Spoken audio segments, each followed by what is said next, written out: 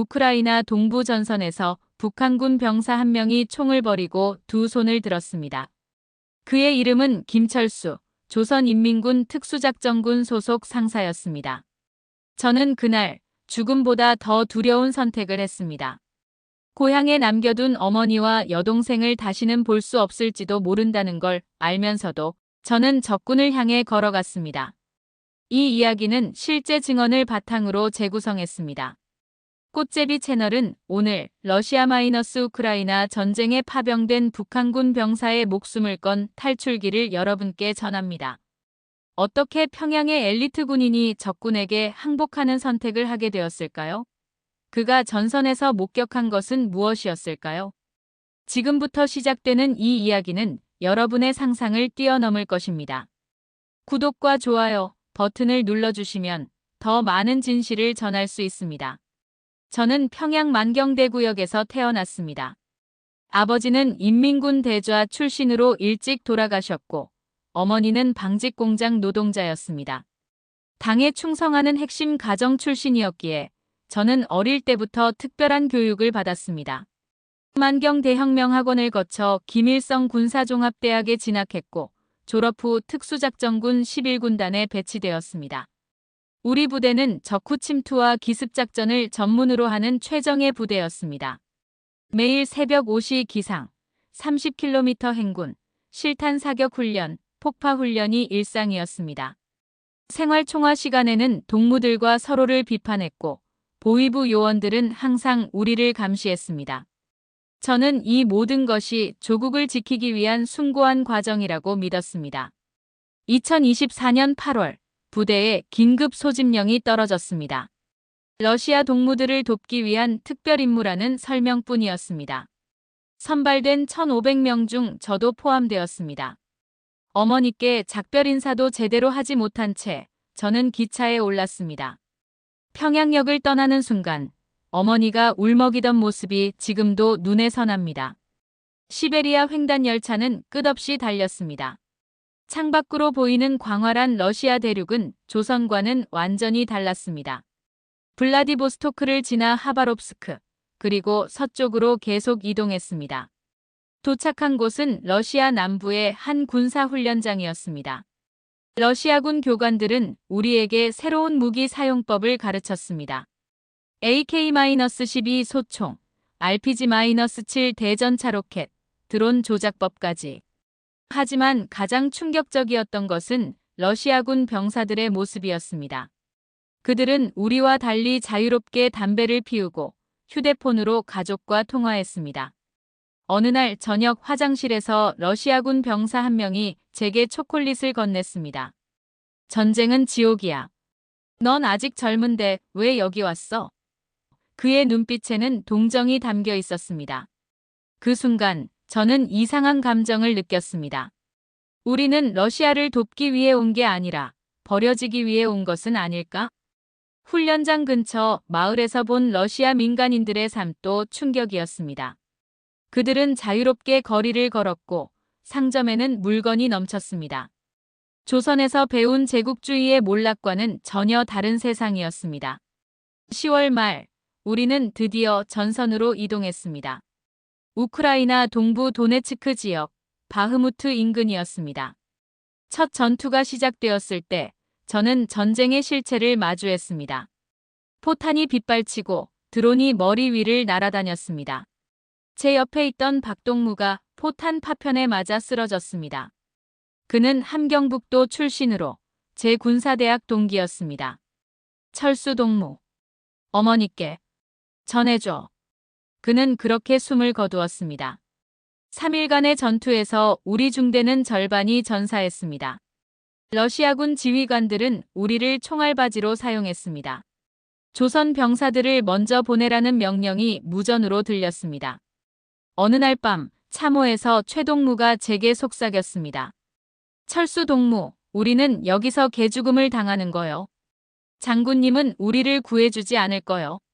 저는 그의 입을 막았습니다. 누가 들을지 몰랐기 때문입니다. 하지만 그날 밤 저는 잠을 이룰 수 없었습니다. 최동무의 말이 맞았습니다. 우리는 버려진 것입니다.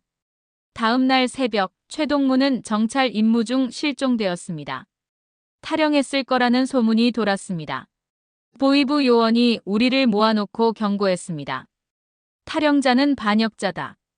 가족까지 책임을 묻는다. 저는 그날 결심했습니다. 탈출을 결심했지만 준비는 신중해야 했습니다.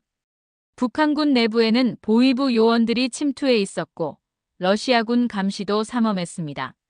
저는 일주일 동안 우크라이나군의 위치를 관찰했습니다. 포격 패턴, 드론 정찰 시간, 아군 교대 일정까지 모든 것을 머릿속에 기록했습니다. 가장 큰 문제는 타이밍이었습니다.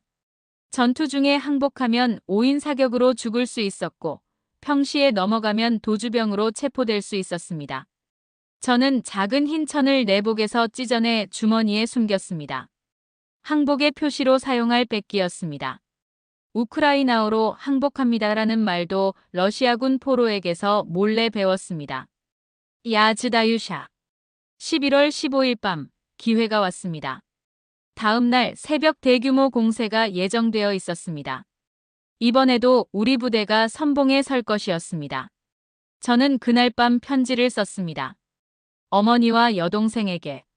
하지만 그 편지는 영원히 보낼 수 없다는 것을 알았습니다. 저는 편지를 찢어 참호에 묻었습니다. 새벽 4시 공격 준비 명령이 떨어졌습니다. 저는 소총에 탄창을 끼우면서 손이 떨렸습니다. 이것이 제 마지막 전투가 될 것입니다. 새벽 5시 포격이 시작되었습니다. 카츄샤 로켓이 우크라이나군 진지를 향해 날아갔습니다. 전진. 지휘관의 명령과 함께 우리는 참호를 뛰쳐나갔습니다. 200m 앞 우크라이나군 진지를 향해 달렸습니다. 총알이 귓가를 스쳤고 박격포탄이 주변에서 터졌습니다. 제 앞에서 달리던 김동무가 쓰러졌습니다. 100m, 50m 거리가 좁혀졌습니다. 우크라이나군의 기관총 사격이 시작되었습니다. 저는 포탄 구덩이에 몸을 던졌습니다. 심장이 터질 것 같았습니다. 바로 그 순간 저는 결정했습니다. 주머니에서 흰 천을 꺼내 소총 끝에 묶었습니다. 깊은 숨을 들이쉬고 구덩이에서 일어섰습니다. 저는 소총을 머리 위로 들어올리며 소리쳤습니다. 우크라이나군의 총성이 멈췄습니다. 무기를 버려. 천천히 걸어와. 우크라이나어로 된 확성기 방송이 들렸습니다. 저는 소총을 땅에 내려놓고 두 손을 머리 위로 올렸습니다. 뒤에서 북한군 동료들의 목소리가 들렸습니다. 반역자. 총살감이다. 하지만 저는 멈추지 않았습니다. 한 걸음, 두 걸음, 우크라이나군 진지를 향해 걸었습니다. 그 50m가 제 인생에서 가장 긴 거리였습니다. 우크라이나군 병사 2명이 저를 끌어당겨 참호 안으로 밀어넣었습니다. 즉시 눈가리개를 하고 손이 묶였습니다. 차량에 태워져 후방으로 이동했습니다. 몇 시간이 지났을까요? 눈가리개가 벗겨졌을 때 저는 한 건물 안에 있었습니다. 우크라이나군 정보장교가 통역관과 함께 앉아 있었습니다. 이름이 뭡니까? 김철수입니다. 왜 항복했습니까? 살고 싶었습니다. 이 전쟁은 제 전쟁이 아닙니다. 신문은 3일간 계속되었습니다. 제 부대 배치, 북한군 파병 규모, 지휘 체계에 대해 질문했습니다. 저는 아는 대로 모두 대답했습니다. 이미 돌아갈 곳은 없었습니다. 어느 날 한국 정보기관 요원이 찾아왔습니다. 한국어로 대화할 수 있다는 게 믿기지 않았습니다. 대한민국으로 가고 싶습니까? 저는 고개를 끄덕였습니다. 하지만 동시에 눈물이 흘렀습니다. 어머니와 여동생은 이제 정치범 수용소로 끌려갔을 것입니다. 제 선택이 가족을 죽음으로 몰아넣은 것입니다. 그날 밤 저는 참호에 묻었던 편지를 떠올렸습니다. 어머니, 용서해 주십시오. 저는 살고 싶습니다. 2025년 봄, 저는 한국 땅을 밟았습니다. 하나원에서 3개월간 교육을 받았습니다. 한국어를 다시 배우고 자본주의 사회에 적응하는 법을 배웠습니다.